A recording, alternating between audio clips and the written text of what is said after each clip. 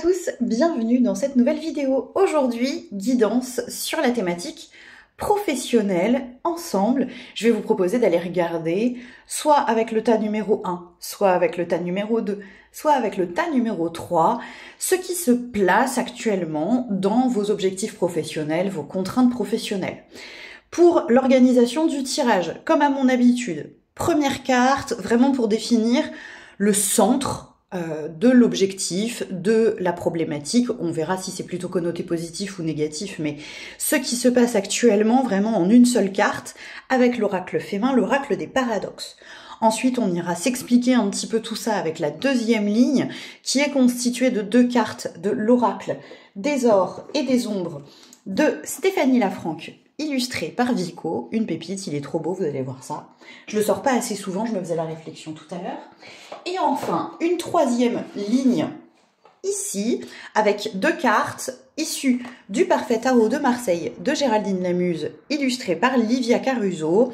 On ira ici, avec cette dernière ligne, regarder un petit peu le conseil, ce qu'on nous propose pour nous aider à avancer de façon sereine.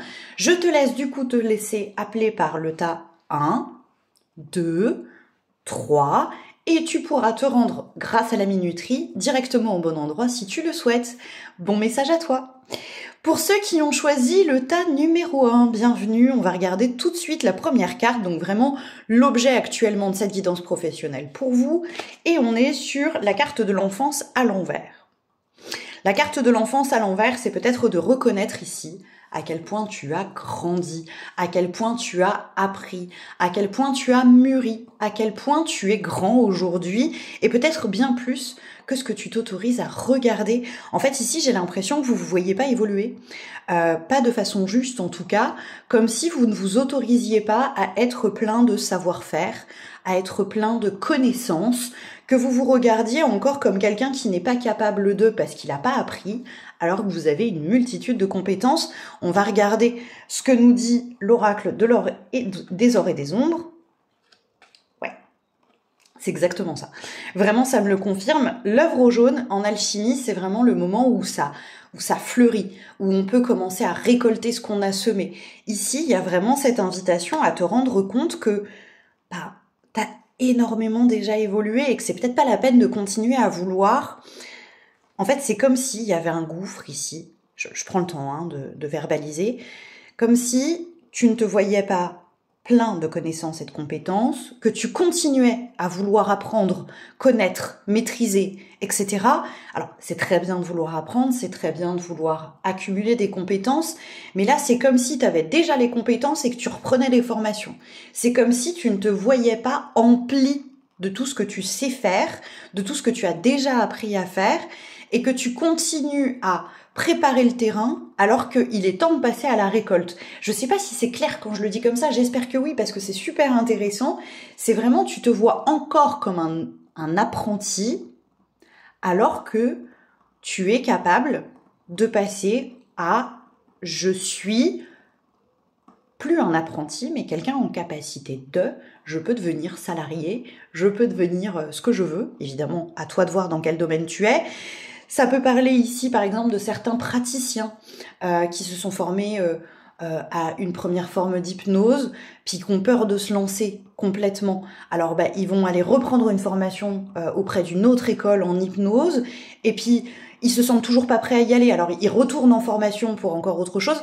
Je sais pas si... Voilà, on retourne à la formation alors que on a déjà appris plein de trucs. On attend quoi pour les mettre en application, pour les mettre en avant et pour s'accorder qu'on a un savoir-faire. On va aller regarder ce que nous dit le tarot pour vous aider un petit peu.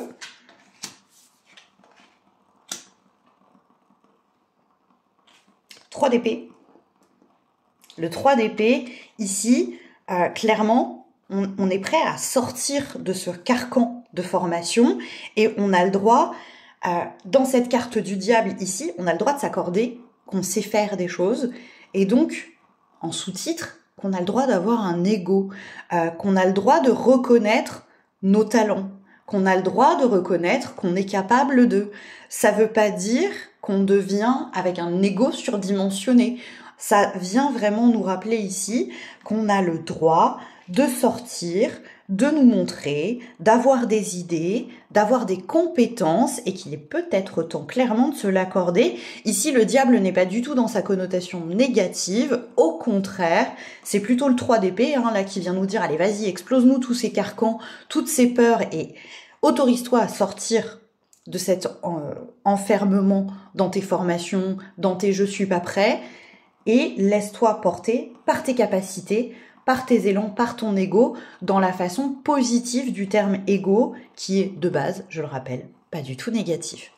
J'espère que ça vous aura parlé, chers amis qui avez choisi le tas numéro 1. N'hésitez pas à me faire un retour dans les commentaires, vous savez que je suis toujours ravie de savoir comment ça a résonné pour vous, et je vous souhaite une belle journée.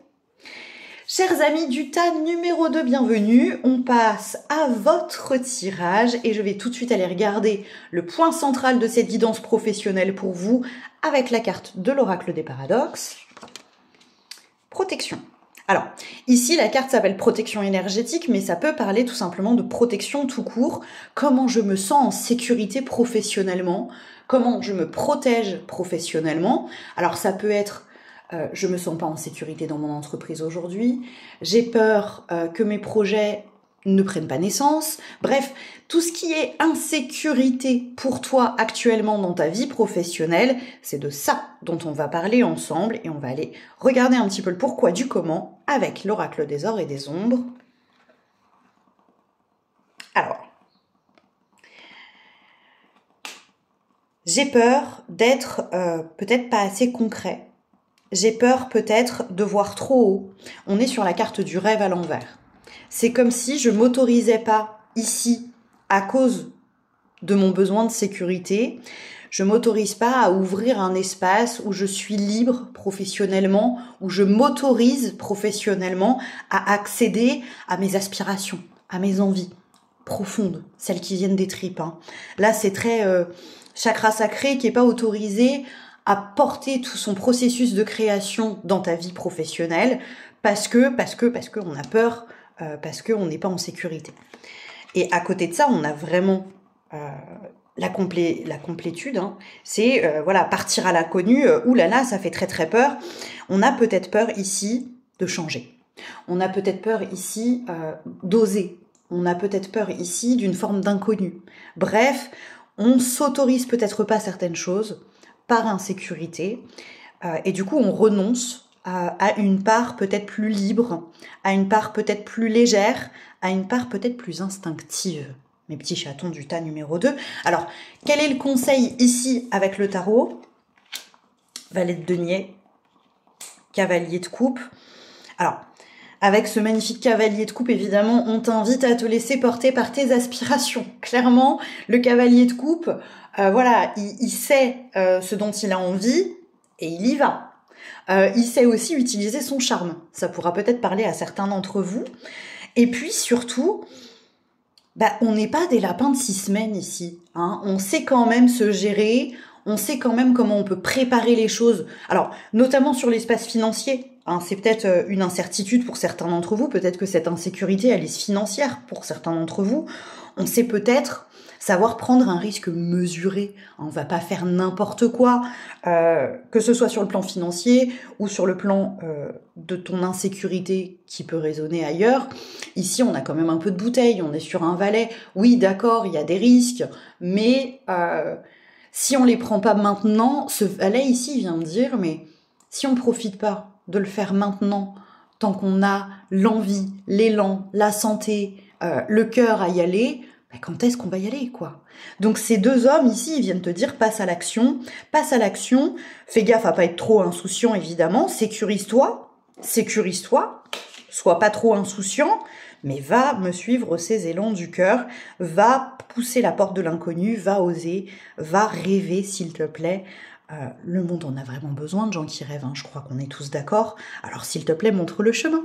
J'espère que ça vous aura parlé, mes chers amis du tas numéro 2. Alors, si tu as envie, tu me laisses un petit retour dans les commentaires, ça me fera plaisir de venir te lire. Bonne journée à vous et à bientôt.